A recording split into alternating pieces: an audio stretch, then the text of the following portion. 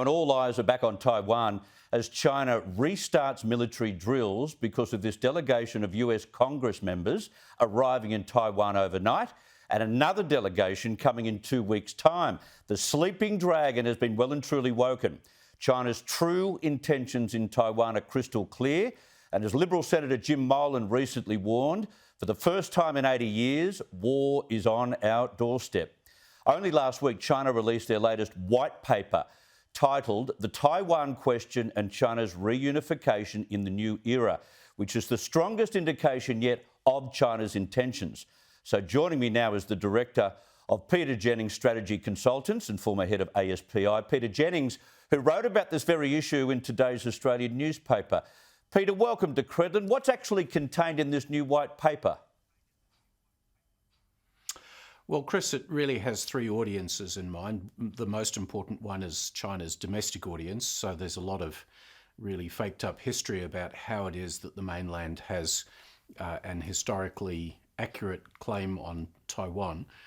I think a second audience is the Taiwanese people themselves, and really the key message of the document is to say, look, we can do this peacefully, but then rather ironically, it sort of says all you'll need is a few adjustments just like we made in Hong Kong, and everything will be fine, which I doubt is going to be much reassurance to the Taiwanese.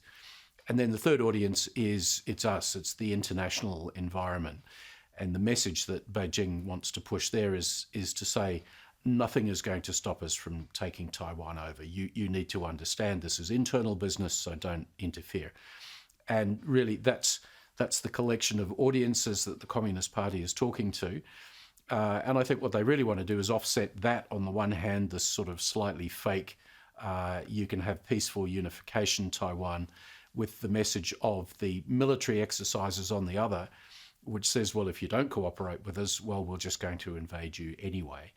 And Beijing is hoping that Taiwan will opt for will sort of be cowed or coerced into accepting a very unappetizing offer of unification. That ultimate threat is something that we heard of last week. We had the Chinese ambassador to Australia echoing similar sentiments at the National Press Club. I want to rewind the tape. Have a listen to this. Taiwan is not an independent state. It's not an independent state. Taiwan is a province of the People's Republic of China.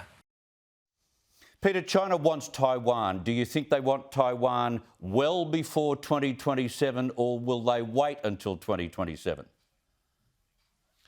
So, Chris, it's just worth saying to begin with that Taiwan has not for 1 hour ever been under the control of the Chinese Communist Party. It's never been under their control since 1949.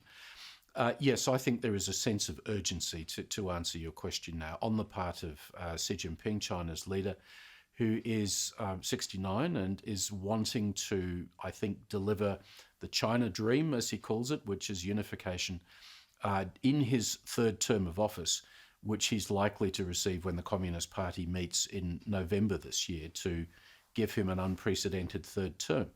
And that means to say that the risk of an aggressive action on the part of China to take over Taiwan, I think, is probably greatest in a window of opportunity that runs from 2023 through to 2027, which is when Xi Jinping will be in his mid-70s and perhaps thinking about a fourth term.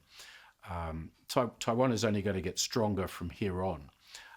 And in a sense, I think the Chinese conclude that with the weak United States, the best opportunity they may have to pull off a victory, hopefully, as they would say, without firing a shot, would be if they do something aggressive in just the next few years. And the more they overreact to these visitations from US politicians, the more they put into play drills and military exercises, the more they're prepared. And surely that expedites the possibility of an invasion, surely. Well, they're trying to demonstrate that they have the capacity to do it. I'm not completely sure that's 100% right yet. And I think also that the idea of an amphibious assault like the Normandy landings would be the most difficult and costly and most risky from a Chinese point of view. So they're thinking through what their different options are. And I think what they would like to do is a successful version of what Russia failed at in the early days of the Ukraine campaign, which is an airborne assault designed to attack the capital city, decapitate the leadership, and sort of declare success within 24, 48 hours. Yeah. By all of this posturing, though, Chris, what they're really doing is also giving Taiwan and everyone else more time to prepare.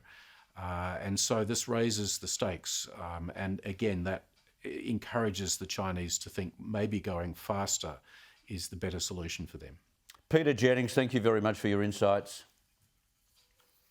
Thank you, Chris.